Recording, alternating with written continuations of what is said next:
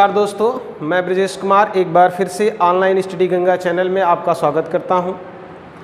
और इस solar system, ब्रह्मांड और सौर परिवार के इस क्रम में हम नेक्स्ट वीडियो लेकर के आए हैं। इससे पहले हमने ब्रह्मांड, मंदाकिनी, आकाशगंगा, नक्षत्र, तारों के बारे में जो है चर्चा की थी। अब उसके बाद हम सौर परिवार, सौर मंडल या जिसे सौर परिवार के नाम से भी जाना जाता है, हम इसके बारे में जानेंगे। सौर मंडल या सौर परिवार किसे कहते हैं? तो हमारे सौर परिवार का जो मुखिया है वह सूर्य है। हमारे सौर परिवार का जो मुखिया है वह सूर्य है। सूर्य के चारों ओर घूमने वाले ग्रह, ग्रहों के चारों ओर घूमने वाले उपग्रह, क्षुद्र ग्रह, ठीक, उल्काएं, इन सब पिंडों के सम्मिलित परिवार को ही सौर परिवार या सौरमंडल कहा जाता है। सूर्य, सौर परिवार मुख्य रूप से हमारे सूर्य के संदर्भ, यानी सूर्य, उसके चारों तरफ घूमने वाले ग्रह, उपग्रह, नक्षत्र, तारे, उल्काएं, इन सब के सम्मिलित स्वरूप को हम क्या कहते हैं? सौरमंडल कहते हैं। और इस सौरमंडल का मुखिया कौन है? सूर्य है। यानी सूर्य से ही हमारे अन्य पिंडों की रचना हुई है। सूर्य एक तारा है और इसके चारों तरफ घूमने वाले कुछ ऐसे पिंड हैं जिन्हें ग्रह कहा जाता है। हमारे ब्रह्मांड में ढेर सारे आकाशीय पिंड मिलते हैं। कुछ ऐसे भी पिंड होते हैं जिन्हें ग्रह नाम दिया गया है, कुछ ऐसे पिंड हैं जिन्हें सूर्य का नाम दिया गया, बहुत सारे पिंड जिन्हें क्षुद्र ग्रह का नाम दिया गया, उल्का का नाम दिया गया है, ठीक ना, नक्षत्रों का नाम दिया गया है। ये अलग अलग जो है नाम दिए गए। तो सबसे पहले समझ लीजिए तारा और ग्रह क्या होता है। तारे वे आकाशीय पिंड होते हैं जिनमें स्वयं की प्रकाश और ऊष्मा होती है। वे आकाशीय पिंड जिनमें स्वयं की प्रकाश और ऊष्मा होती है उन्हें तारा कहते हैं। और ग्रह वे आकाशीय पिंड होते हैं जिनमें स्वयं की प्रकाश और ऊष्मा नहीं होती, बल्कि वह अपने निकटवर्ती तारों से ऊष्मा ग्रहण करते हैं, प्रकाश प्राप्त करते हैं। ऐसे ग्रहों को, जो ऐसे पिंडों को ग्रह कहा जाता है। तारे गैसों के बने होते हैं, जबकि ग्रह जो है वह ठोस पदार्थों के बने हुए होते हैं। तारों में मुख्य रूप से गैसें होती हैं। गैसों के अत्यधिक दबाव और प्रज्वलन के कारण जो है उनमें प्रकाश उत्पन्न होता है, जबकि जो ग्रह होते हैं वह भारी पदार्थों के बने होते हैं, जबकि तारे जो हैं वह हल्के पदार्थों के बने होते हैं, गैसों के बने होते हैं। तारों में मुख्य रूप से हाइड्रोजन और हीलियम होती है। तारों में सबसे अधिक मात्रा में हाइड्रोजन होता है, और हाइड्रोजन ही जब उच्च ताप पर जलता है तो वह हीलियम में परिवर्तित हो जाता है। तारों के अंतर्गत जो हाइड्रोजन इतना अधिक दबाव होता है कि उसका वहाँ पर नाभिकीय संलयन होता है, और नाभिकीय संलयन के कारण जो है वह हाइड्रोजन काफ़ी चलती है, जिसके कारण वह भारी पदार्थ हीलियम में बदल जाती है, और इसी के जलने से तारों में प्रकाश और ऊष्मा का उद्भव होता है। तो तारे वे आकाशीय पिंड होते हैं जिनमें स्वयं की प्रकाश और ऊष्मा होती है, जबकि ग्रह वे आकाशीय पिंड हैं जिनमें ना तो स्वयं का प्रकाश होता है ना ही ऊष्मा होती है, बल्कि ये तारों से ऊष्मा और प्रकाश को प्राप्त करते हैं। हमारे सौर परिवार का मुखिया जो है वह सूर्य है। तो सूर्य क्या है? एक तारा है जिसमें स्वयं का प्रकाश और ऊष्मा है। सबसे पहले आइए थोड़ा सा सूर्य के बारे में जान लेते हैं।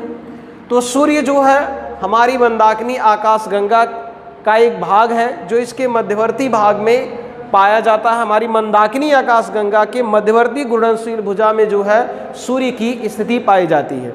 सूर्य भी जैसे हमारे ग्रह अपने पिता तारों का चक्कर लगाते हैं, उसी तरह से सूर्य भी, यानी सूर्य या तारे कह लीजिए, जो तारे हैं वह अपने आकाशगंगा में चक्कर लगाते हैं। सूर्य भी हमारी आकाशगंगा मंदाकिनी का चक्कर लगाता है, और ये पश्चिम से पूरब की तरफ जो है परिक्रमण करता है। यह मंदाकिनी का परिक्रमण पश्चिम से पूरब की तरफ करता है, और उसे परिक्रमा पूरा करने में लगभग 25 करोड़ वर्ष लगते हैं।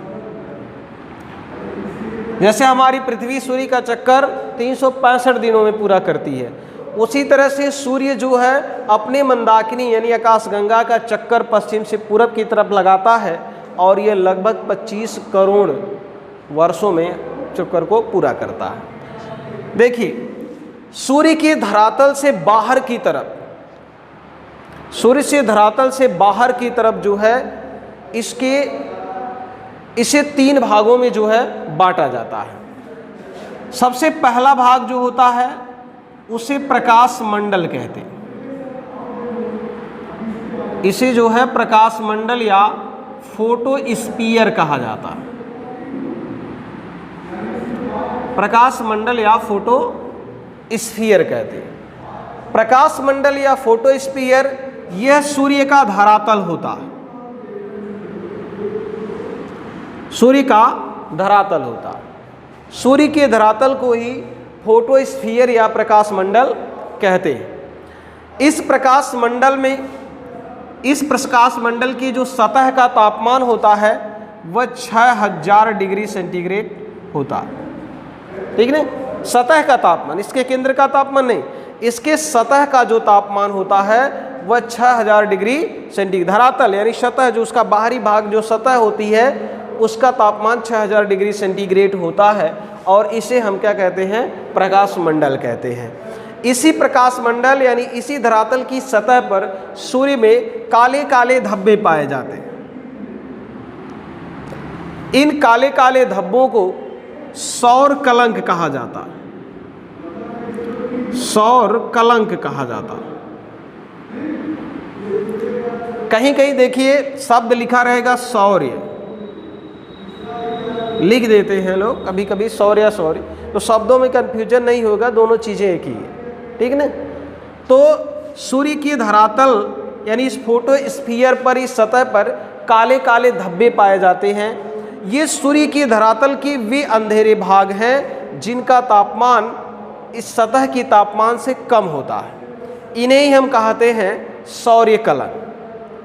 ये सूर्य के धरातल के ठंडे भाग होते हैं और इनका जो जीवन चक्र होता है वह लगभग 11.1 वर्ष का होता है।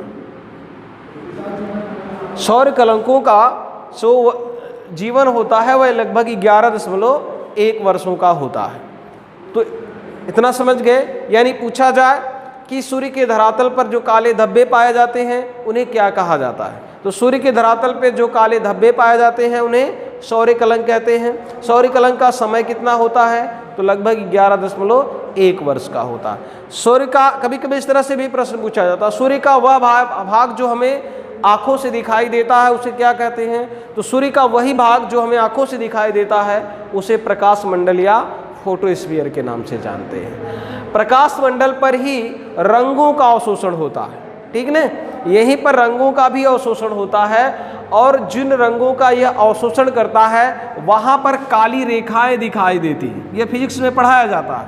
इन काली रेखाओं को फ्राउनहोफर रेखाएं कहते हैं। फ्राउनहोफर ये विद्वान का नाम है जिन्होंने इसकी खोज की थी। इन्हीं के आधार पर इन किरणों का नाम रखा गया है फ्राउनहोफर रेखाएं। ठीक ना, ये फिजिक्स का भाग है। तो जो वहाँ वर्णों का, रंगों का अवशोषण होता है वहाँ पर ये रेखाएं काली काली हमको, जिन रंगों को यह अवशोषित कर लेता है वहाँ पर इस तरह से काली काली रेखाएं हमको दिखाई देती है, जिसे हम फ्राउनहोफर रेखाएं कहते हैं। तो सूर्य के धरातल का पहला भाग जो होता है इसे प्रकाश मंडल के नाम से जानते हैं। दूसरा होता है वर्णमंडल। दूसरा होता है वर्णमंडल। वर्णमंडल जिसे क्रोमोस्फीयर के नाम से जानते हैं, इसे क्रोमोस्फीयर के नाम से जानते हैं। वर्णमंडल फोटोस्फीयर के बाद लगभग 2000 से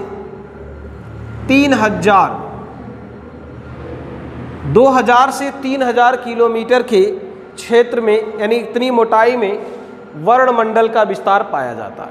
लगभग 2000 से 3000 फोटोस्फीयर के बाद लगभग 2 से 3000 क्षेत्रफल में या कह ली 2 से 3000 मोटाई में जो है वह वर्णमंडल का विस्तार पाया जाता है। इसके बाद तीसरा जो हमारा आता है कोरोना। कोरोना। इस समय एक बीमारी भी चली आपकी कोरोना। तो ये बीमारी वाला कोरोना नहीं है कि इससे कोरोना हुआ, ठीक है। कोरोना जो हुआ तो वायरस है। सबसे बाहरी भाग, यह भाग हमको तब दिखाई देता है जब सूर्य ग्रहण लगता है। सूर्य ग्रहण के समय सूर्य का जो भाग दिखाई देता है उसे हम कोरोना कहते हैं। यह सूर्य के धरातल का सबसे बाहरी भाग होता है जिसको जो असीमित रूप से कई मिलियन क्षेत्रों में फैला होता है। यहाँ पर जो है सूर्य का बाहरी भाग यानी जिसका प्रकाश होता है या वह क्षेत्र होता है जिसका प्रभाव लगभग कई मिलियन किलोमीटर दूर तक होता है, यानी ये सबसे बाहरी भाग होता है जो लंबे क्षेत्रों तक फैला होता है। तो सूर्य के ये 3 भाग होते हैं। पहला भाग प्रकाश मंडल होता है, यानी सूर्य का धरातल जो हमें आंखों से दिखाई देता है उसे हम प्रकाश मंडल कहते हैं। वर्णमंडल, प्रकाश मंडल के बाद लगभग 2 से 3 हजार किलोमीटर की मोटाई का क्षेत्र वर्णमंडल के नाम से जाना जाता है। और कोरोना यह सूर्य के धरातल, सूर्य का सबसे बाहरी भाग होता है जहाँ पर यहाँ पर इसका जो क्षेत्र होता है लगभग कई मिलियन क्षेत्रों तक, यानी जो सबसे बाहरी भाग होता है, जो सबसे ज़्यादा लंबा क्षेत्र में फैला होता है वह कोरोना का होता है, जो हमें कभी कभी सूर्य ग्रहण के समय दिखाई देता है। तो ये सूर्य के भाग हैं, यानी सूर्य ऊष्मा का स्रोत है। इसमें सबसे अधिक जो है वह हाइड्रोजन गैस पाई जाती है सभी तारों में, सूर्य ही में नहीं, सभी तारों में हाइड्रोजन गैसों की मात्रा सबसे अधिक होती है। और अत्यधिक हाइड्रोजन के संकेंद्रण के कारण ही, अधिक दबाव के कारण जब हाइड्रोजन जलती है तो वह हीलियम यानी भारी पदार्थों में बदल जाती है। जब कोई भी चीज़ उच्च ताप पर जलती है तो वह भारी पदार्थों में बदल जाती है, तो हाइड्रोजन हीलियम बदल जाती है। तो हाइड्रोजन के जलने के कारण जो है इसे प्रकाश उत्पन्न होता है। हमारे सूर्य का जो समय है लगभग 10 अरब वर्षों तक है और वर्तमान में इसका जो समय बीत चुका है वह लगभग 4 अरब से अधिक जा रहा है। अभी लगभग 6 अरब तक यह जीवित रहेगा। देखिए, यह नहीं है कि यह बहुत समय तक जीवित रहे, कभी समाप्त नहीं होगा। जितने भी तारे हैं वे तभी तक जीवित रहते हैं जब तक उनके अंदर हाइड्रोजन मौजूद है। जब हाइड्रोजन जल जाएगी, कुछ नहीं बचेगा, तो यह एक मृत तारा के रूप में बदल जाएगा। तो तारे का भी एक जीवन होता है। तारे में जो पाई जाती हाइड्रोजन है वह जलती रहती है। जब तक उसके अंदर हाइड्रोजन हो तब तक जलती रहेगी। जब हाइड्रोजन खत्म हो जाएगा, समाप्त हो जाएगा, तो वह तारा मृत हो जाएगा। ठीक है ना। तो इस तरह से सूर्य का भी एक समय है, एक दिन यह भी समाप्त हो जाएगा। ठीक, जब इसके अंदर की हाइड्रोजन खत्म हो जाएगी तो यह समाप्त हो जाएगा। तो हमारे सौर परिवार का मुखिया है और इसमें 3 भाग पाए जाते हैं, प्रकाश मंडल, वर्ण मंडल और कोरोना। यह हो गया हमारा सूर्य।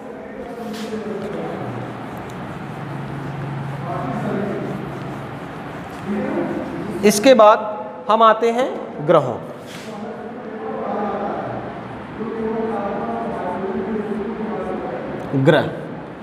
ग्रह वे आकाशीय पिंड हैं जिनमें ना तो स्वयं का प्रकाश होता है ना ही ऊष्मा होती है। ग्रह अपने पिता तारों के चारों तरफ चक्कर लगाते हैं। ये ठोस पदार्थों के बने होते हैं, भारी पदार्थों के बने होते हैं। हमारे सौर परिवार में कुल ग्रहों की संख्या थी कितनी? 9। हमारे सौर परिवार में कुल ग्रहों की संख्या 9 थी, लेकिन चेक गणराज्य, ठीक है, प्राग एक शहर का नाम है, उसके चेक गणराज्य में जो है अंतर्राष्ट्रीय खगोलीय संगठन IAU इंटरनेशनल एस्ट्रोनॉमिकल यूनियन, इसे अंतर्राष्ट्रीय खगोलीय संगठन, जिसमें विश्व के जितने भी खगोल शास्त्री हैं, विद्वान हैं, ठीक है, इस संगठन से में भाग लेते हैं, अपनी खोज रिसर्च को जो है इसमें प्रस्तुत करते हैं। तो यहाँ पर जो है एक सम्मेलन हुआ और ये सम्मेलन लगभग 10 दिनों तक चला और 14 अगस्त 2006 को यह सम्मेलन जब समाप्त हुआ तो उस समय इस संगठन ने निर्णय लिया कि वर्तमान में ग्रहों की संख्या 9 ना हो करके अब 8 होगी। यानी एक ग्रह जिसे प्लूटो या यम के नाम से जाना जाता है, उसे ग्रहों की बिरादरी से बाहर कर दिया गया। तो इन्होंने ग्रहों का एक नई परिभाषा दी कि ग्रह उन्हीं को कहा जाएगा जो एक निश्चित कक्षा में परिक्रमा करता हो और उसका गुरुत्वाकर्षण इतना हो, गुरुत्वाकर्षण का प्रभाव इतना हो कि वह बाहरी ग्रहों से अपने आप को बचा करके अपना एक निश्चित आकार दे सके, उसे ही ग्रह कहेंगे। तो प्लूटो की जो कक्षा थी थोड़ी झुकी हुई थी, दूसरे यह वरुण को, यूरेनस की कक्षा को ओवरलैप करता था, उसकी कक्षा को काटता था। ग्रह उसी को कहा जाएगा जो किसी भी कक्षा में ओवरलैप ना करे, यानी उसकी दूसरी की कक्षा में प्रवेश ना करे। इसीलिए प्लूटो ग्रह को जो है ग्रहों की बिरादरी से 2006 में जो है वह हटा दिया गया। तो अंतर्राष्ट्रीय जो खगोलीय संगठन है उन मिलकर के निर्णय लिया गया कि ये वर्तमान में मान्य ग्रहों की संख्या कुल कितनी होगी, 8 होगी। तो कुल मान्य ग्रहों की संख्या जो है वह 8 है। वह ग्रह हैं कौन कौन? तो देखिए, सूर्य से बढ़ते दूरी के क्रम में, सूर्य से बढ़ते दूरी के क्रम में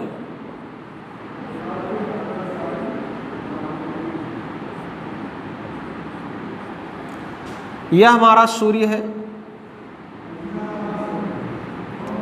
तो सूर्य से बढ़ते दूरी के क्रम में जो ग्रहों का क्रम है, सबसे पहला आपका बुध, शुक्र, पृथ्वी, मंगल, बृहस्पति, शनि, अरुण और वरुण। ठीक,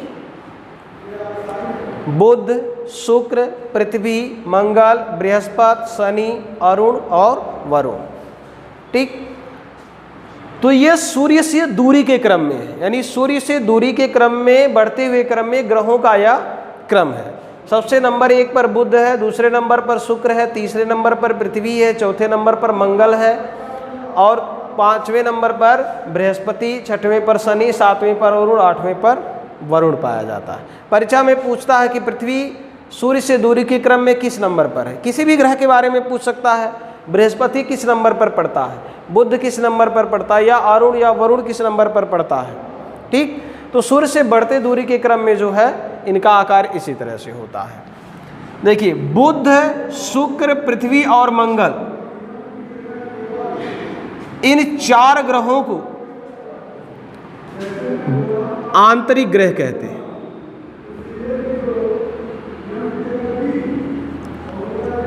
बुध, शुक्र, पृथ्वी एवं मंगल, इन 4 ग्रहों को आंतरिक ग्रह कहा जाता है। बृहस्पति, शनि और वरुण को बाह्य ग्रह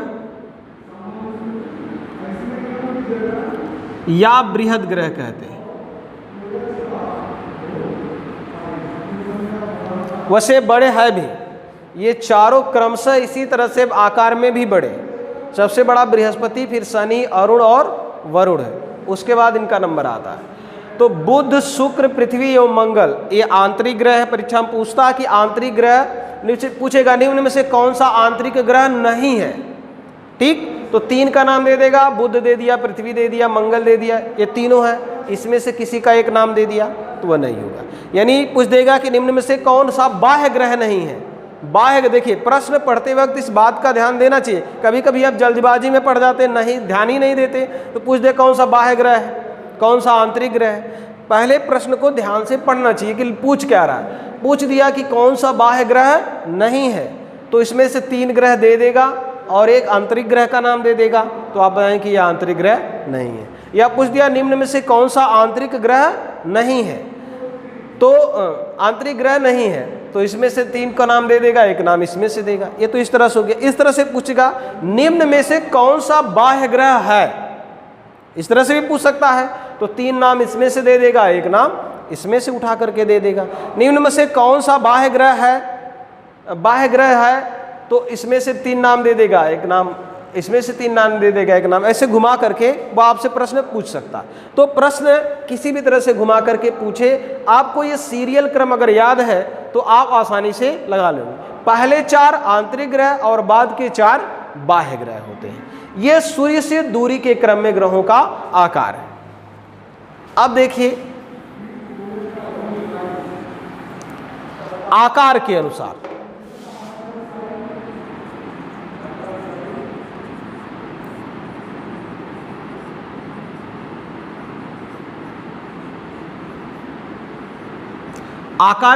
ग्रहों का क्रम क्या है। तो अगर यह क्रम याद है तो बहुत हद तक आप आकार के अनुसार भी बता लेंगे। देखिए यह चारों क्रम से ही आकार में क्रमशः है, ठीक ना, बृहस्पति, शनि, अरुण और वरुण। तो सबसे पहले नंबर पर आपका है बृहस्पति, दूसरे नंबर पर शनि,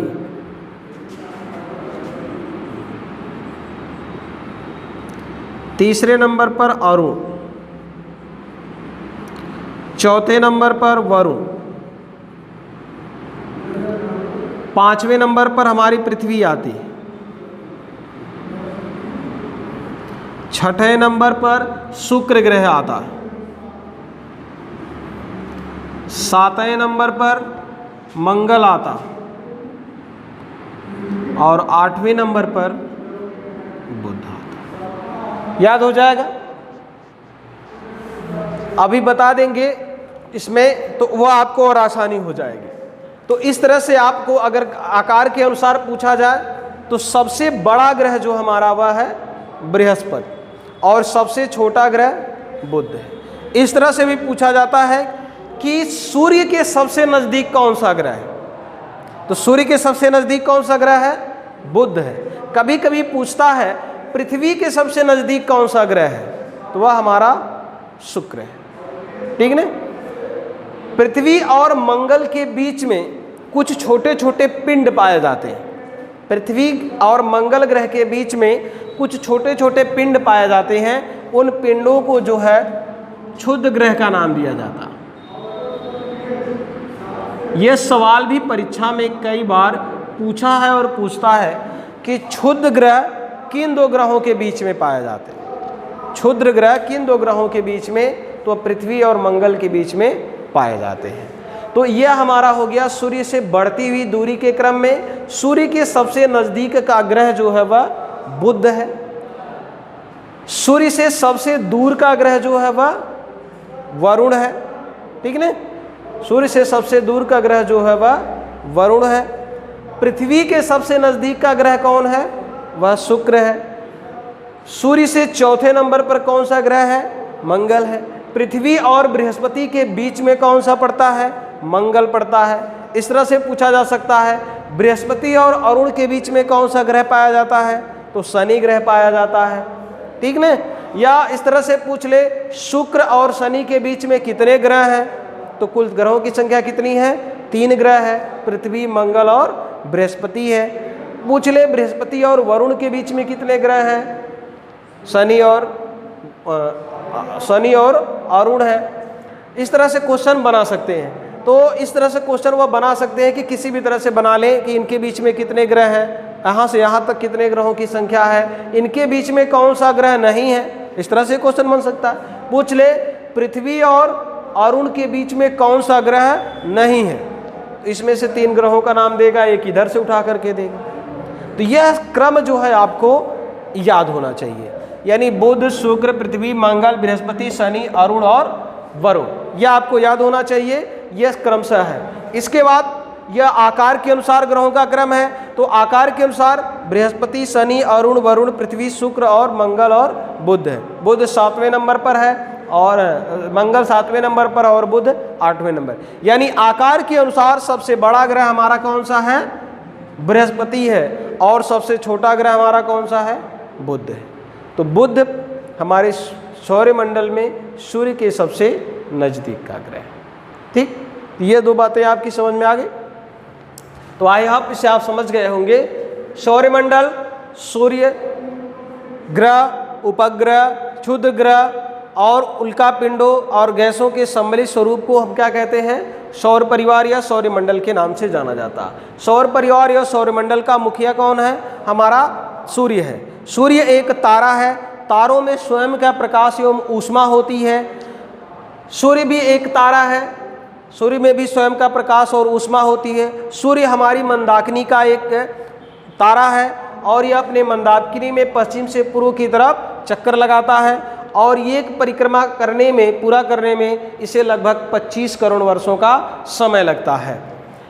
सूर्य के चारों तरफ कुल 8 ग्रह परिक्रमा करते हैं। सूर्य से बढ़ते दूरी के अनुसार उनका क्रम बुध, शुक्र, पृथ्वी, मंगल, बृहस्पति, शनि, अरुण और वरुण है। प्रथम 4 ग्रहों को बुध, शुक्र, पृथ्वी और मंगल को आंतरिक ग्रह कहते हैं। बृहस्पति, शनि, अरुण और वरुण को बाह्य ग्रह कहा जाता है। बुध सूर्य के सबसे नजदीक का ग्रह है, शुक्र पृथ्वी के सबसे नजदीक का ग्रह है। ठीक है ना, शुक्र पृथ्वी के सबसे नजदीक का ग्रह है। पृथ्वी और मंगल के बीच में कुछ छोटे छोटे आकाशीय पिंड पाए जाते हैं जिन्हें क्या कहा जाता है? क्षुद्र ग्रह कहा जाता है। आकार के अनुसार ग्रहों का क्रम बृहस्पति, शनि, अरुण, वरुण, पृथ्वी, शुक्र, मंगल और बुध है। तो आकार के अनुसार सबसे बड़ा ग्रह बृहस्पति है और सबसे छोटा ग्रह बुध पाया जाता है। ठीक, तो यह हमारे हो गए ग्रहों के आकार के अनुसार और सूर्य से बढ़ते हुए दूरी के क्रम में। ठीक,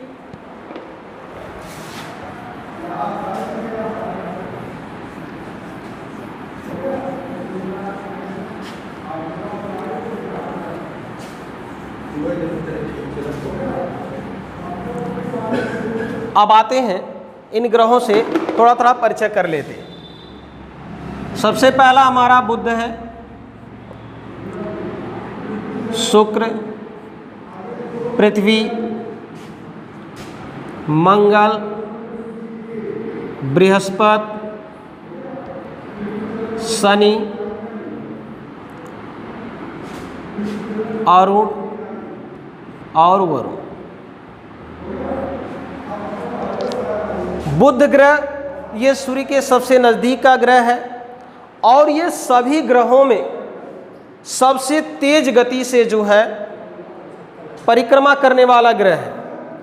इसकी परिक्रमण अवधि जो है वह 48 किलोमीटर प्रति सेकेंड है।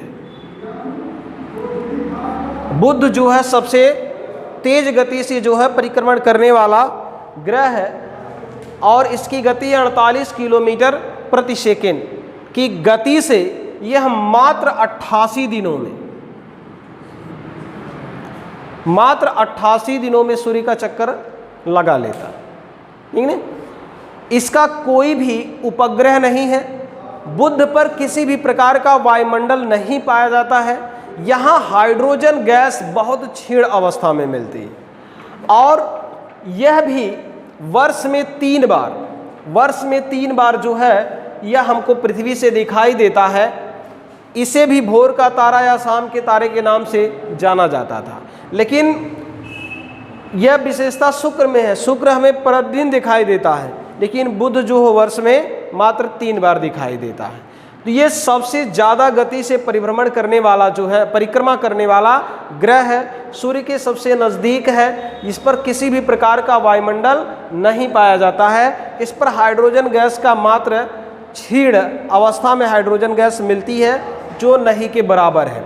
इसका जो घनत्व है वह लगभग 5.5 के बराबर पाया जाता है। इसका जो औसत घनत्व है वह लगभग 5.5, जो हमारी पृथ्वी से लगभग मिलता जुलता। ठीक है, और ये सूर्य से लगभग 5.8 करोड़ किलोमीटर की दूरी पर पाया जाता है। ये लगभग सूर्य से 5.8 करोड़, सूर्य से अधिक नज़दीक होने के कारण इसे सूर्याभिताप अधिक मिलता है। यह किसकी सबसे अधिक विशेषता है कि सभी ग्रहों की अपेक्षा इस ग्रह में तापांतर सबसे ज़्यादा पाया जाता है। यहाँ का तापांतर सबसे ज़्यादा होता है। यहाँ दिन का तापमान लगभग 390 डिग्री से प्लस होता है। और रात्रि का तापमान -170 डिग्री सेंटीग्रेड होता। दिन का टेम्परेचर यहाँ लगभग 390 डिग्री से प्लस होता है और रात्रि का तापमान यहाँ पर लगभग -170 डिग्री सेंटीग्रेड होता है। इस तरह से अब देखा जाए तो 220 डिग्री सेंटीग्रेड तापमान का यहाँ तापांतर मिलता है, यानी दिन काफ़ी गर्म होता है 390 डिग्री सेंटीग्रेड। ठीक है, हम लोगों के यहाँ गर्मी कितना 41, 42, 45 तक पहुँचती है, तो यहाँ सबकी हवा खराब होने लगती। ठीक है, यहाँ पर हालत सबकी खराब हो जाएगी, सब लोग उमस से मरने लगते हैं, गर्मी बेहाल हो जाती है, बीमारियाँ पकड़ने लगती हैं, दौड़ने धूपने लगते हैं, पूरा जनसंख्या बेहाल हो जाती है। कितना टेम्परेचर जाता है? अधिकतम 45 डिग्री सेंटीग्रेड, 50 डिग्री सेंटीग्रेड, वो भी खास करके 50 डिग्री सेंटीग्रेड, 55 डिग्री सेंटीग्रेड मरुस्थलीय क्षेत्रों में टेम्परेचर पहुँच जाता है।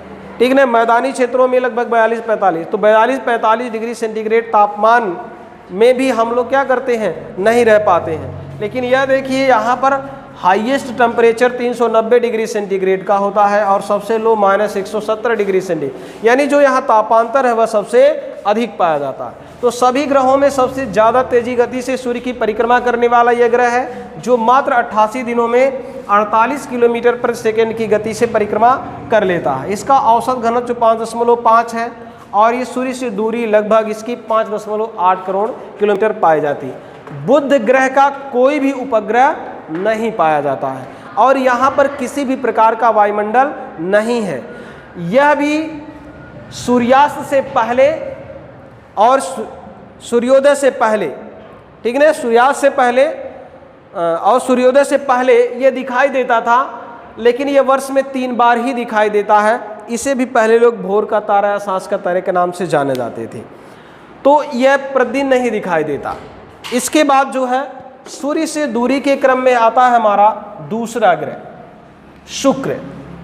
शुक्र को कई उपनामों से जाना जाता है। शुक्र को पहले नंबर पर इसे कहा जाता है भोर का तारा, इसे कहते हैं सांझ का तारा,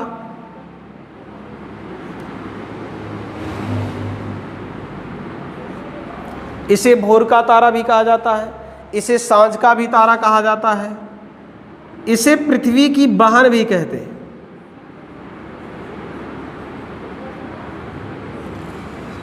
आकार और आकृति में पृथ्वी से लगभग समानता रखने के कारण इसे पृथ्वी की बहन के नाम से भी जाना जाता है। तो इसे भोर का तारा या सांझ का तारा या इसे पृथ्वी की बहन भी कहा जाता है। पृथ्वी से मात्र यह 4.8 करोड़ किलोमीटर की दूरी पर है। पृथ्वी से यह काफ़ी नज़दीक है। अन्य ग्रहों की अपेक्षा यह पृथ्वी से बराबर हमको शाम को और भोर में यह चमकीले रूप में दिखाई देता है। दिखाई देने का कारण क्या है कि शुक्र पर जो सूर्य का प्रकाश पड़ता है उसका 70% भाग जो है वह परावर्तित हो जाता है। यह सबसे चमकीला तारा है। इस पर जो सूर्य का प्रकाश पड़ता है उसका 70% भाग जो है वह वापस परावर्तित हो जाता है। आपस परावर्तित होने के कारण ही यह काफ़ी चमकीला दिखाई देता है। इसलिए यह ग्रह ना होकर के तारे की तरह जो है भ्रम पैदा करता है। पहले जब नहीं जानकारी थे लोग इसे तारा ही समझते थे, इसीलिए उपनाम दिया गया भोर का तारा, सांझ का तारा। और ये चूंकि ये ग्रह है लेकिन सूर्य के प्रकाश के कारण जो है परावर्तन के कारण ये काफ़ी चमकीला है, इसलिए यहाँ पर जो है सबसे ज़्यादा परावर्तन होता है, इसलिए इसे जो है चमक इसमें ज़्यादा उत्पन्न होती है। इसे पृथ्वी की बहन भी कहा जाता है और इसकी वायुमंडल मात्रा में कार्बन डाइऑक्साइड का आवरण पाया जाता है और अत्यधिक कार्बन डाइऑक्साइड के कारण यहाँ पर प्रेशर कुकर की दशा उत्पन्न होती है। यहाँ पर जो है प्रेशर कुकर की दशा उत्पन्न होती है, तो इसे प्रेशर कुकर वाला भी ग्रह कहा जाता है। परीक्षा में पूछता है, उपनाम पूछते हैं, भोर का तारा किसे कहा जाता है, सांझ का तारा किसे कहा जाता है, पृथ्वी की बहन किस ग्रह को कहते हैं, तो किसको कहते हैं हम, शुक्र को कहते हैं। प्रेशर कुकर दशा वाला ग्रह किसे कहा जाता है, तो शुक्र को कहा जाता है। और इसकी तीसरी विशेषता यह है पांचवी विशेषता यह है कि इसका जो परिक्रमण कक्ष है वह उल्टा है, यानी ग्रहों का परिक्रमण जो कक्ष है वह पश्चिम से पूरब की तरफ है, ठीक ना, लेकिन इसका पूरब से पश्चिम।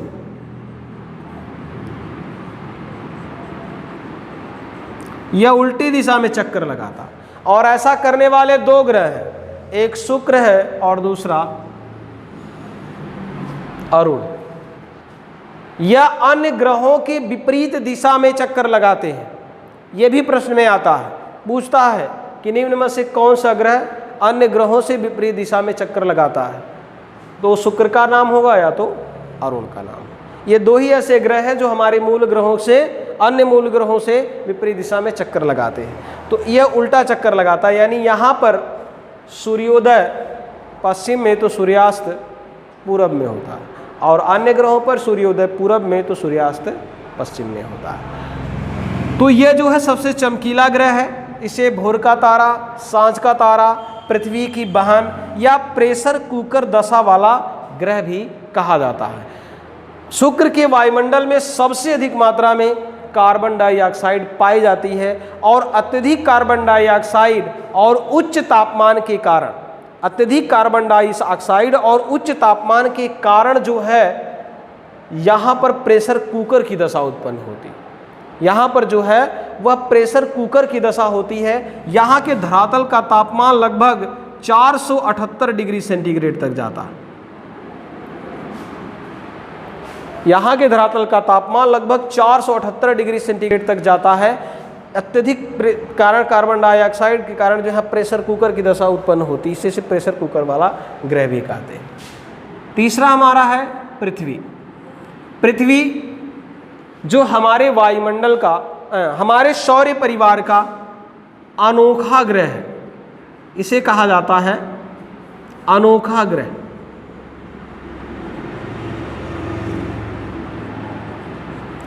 यह हमारे सौरमंडल का अनोखा ग्रह कहा जाता है, यानी हमारे सौरमंडल में पृथ्वी ही एकमात्र ऐसा ग्रह है जिस पर जीवन पाया जाता है, और अन्य किसी भी ग्रहों पर जीवन नहीं पाया जाता।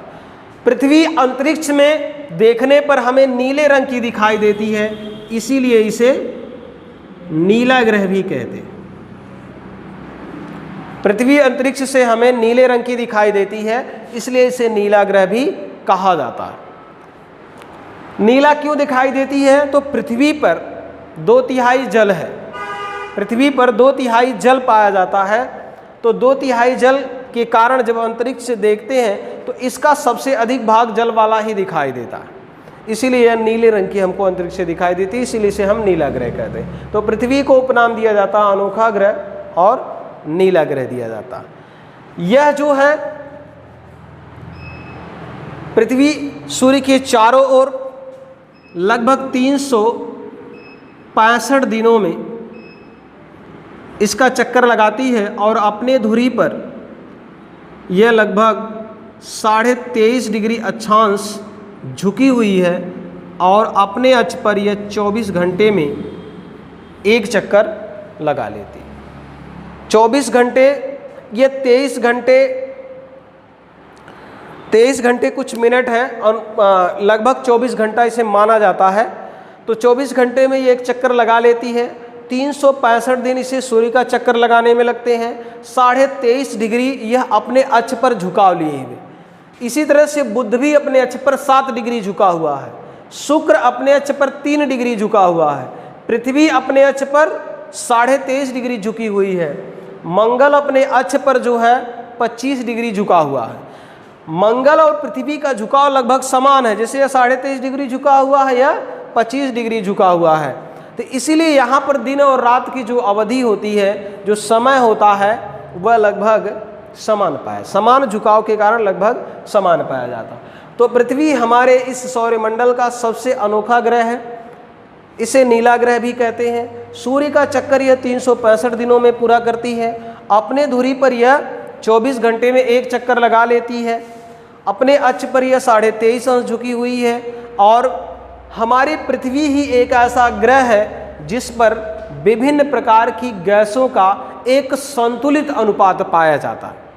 विभिन्न प्रकार की गैसों का एक संतुलित अनुपात पाया जाता है और पृथ्वी ही एकमात्र ऐसा ग्रह है जिस पर जीवन और जल पाया जाता है। इसके अलावा अन्य ग्रहों पर भी रिसर्च चल रहे हैं, जिसमें मंगल ग्रह पर कुछ जल की उपस्थिति का पता लगाया जा रहा है, लेकिन पृथ्वी ही ऐसा ग्रह है जिसमें अभी वर्तमान रूप में पर्याप्त जल राशि और जीवन के लिए जो भी अनुकूल दशाएं होनी चाहिए वह हमारी पृथ्वी पर आज भी पाई जाती है। ठीक, तो आज के लिए बस इतना ही। मिलते हैं फिर नेक्स्ट वीडियो में। अगर ये वीडियो आपको पसंद आया हो तो इसे लाइक करिए, चैनल को सब्सक्राइब करिए। फिर मिलते हैं नेक्स्ट वीडियो में, तब तक के लिए नमस्कार।